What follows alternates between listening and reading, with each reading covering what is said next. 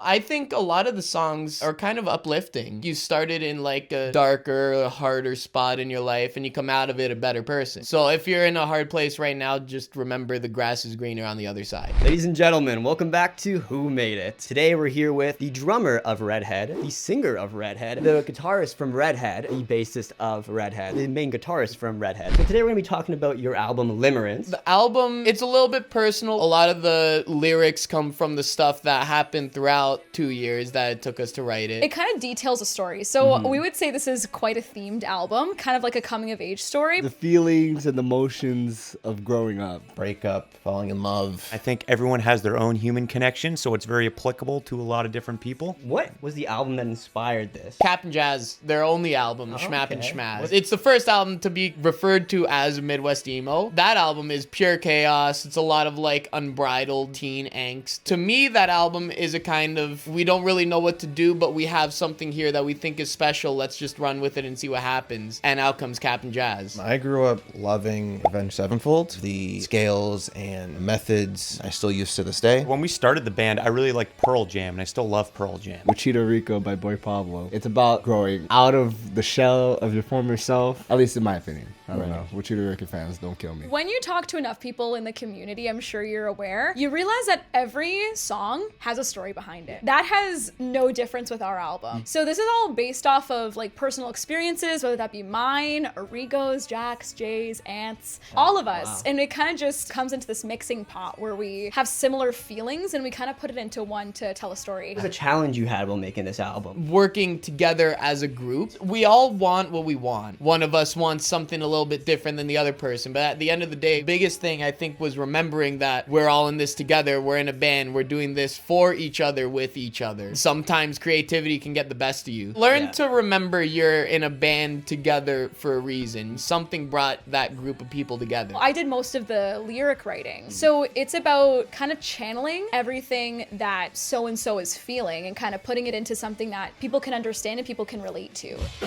Release it and move on.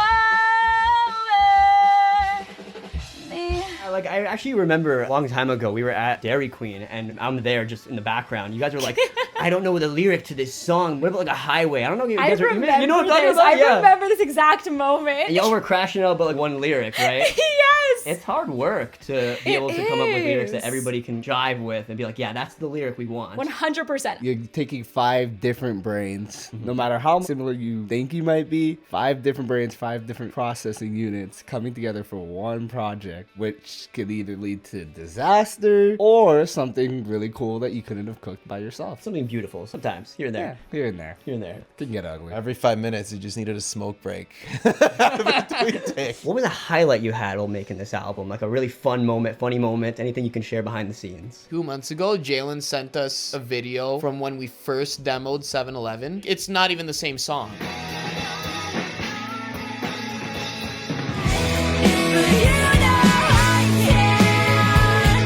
Being able to have something that I can look back on and see where we started, it's a really cool memory. A lot of the times you're not going to remember how you start writing the song. So that's a big one for me. Being in the studio is so fun with these guys. It's absolutely amazing. We're getting something called the bed tracks.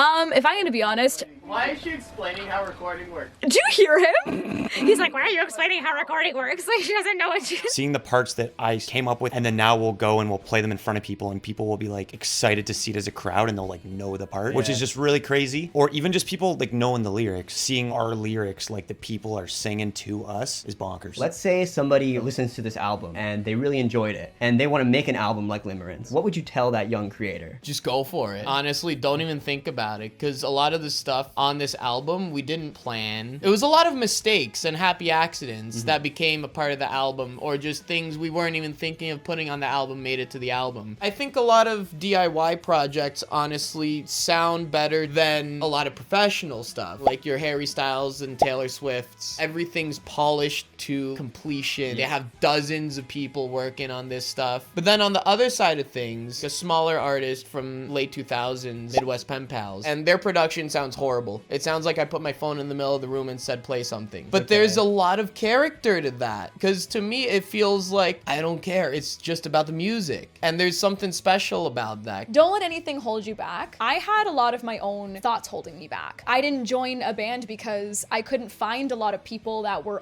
interested in that, but also because I didn't think that I was good enough to offer something. If anybody's out there thinking of making an album or thinking of taking any creative pursuit, you're never gonna be good enough for your own expectations. You just gotta go out there and do it. There's no such thing as perfect. Just do it, and it's art. It'll come out. You really had to spend a lot of time to get to know your bandmates, to know what you guys like. This is more of a business answer, but like with target audience and stuff, like you can kind of figure out who you want to like listen to your music, you know? It's nice to kind of have like a focus. Don't skip practice. Keep fresh. No matter how good you think you are, you can always be better. Every knife needs to be sharpened after constant use. What's the message of your album? I think a lot of the songs are kind of uplifting. You started in like a darker, harder spot in your life, and you come out of it a better person. So if you're in a hard place right now, just remember the grass is greener on the other side. You're not alone. I think that's the main thing. Experience the motions of life. When the waves start pushing you, don't fight them. Go with the flow, but keep your wits about you. You can't hide from everything in life when it comes at you. You have to experience things as they come, or else you're not really living life. Really, your album is just saying that life is a learning experience. It's kind of meant to take you on a ride of like highs and lows kind of thing as you go through the album. Just like life. Just like life. Tell the audience where they can find more of your work and your album. You can find us on Instagram, TikTok, YouTube. We only have a little bit of stuff, but that's okay. There's going to be more. And you can listen to us on everything under the sun. All right, Arrigo, thank you for coming on the show. All Pleasure. right. Thank you so much for coming on the Thank show. you so Appreciate much it. for having me. Appreciate you for coming on the show. Anytime. Thank you so much for coming on the Thanks, show, dude. dog. Thank you so much for coming on the show, man. Thanks for Appreciate having it. me.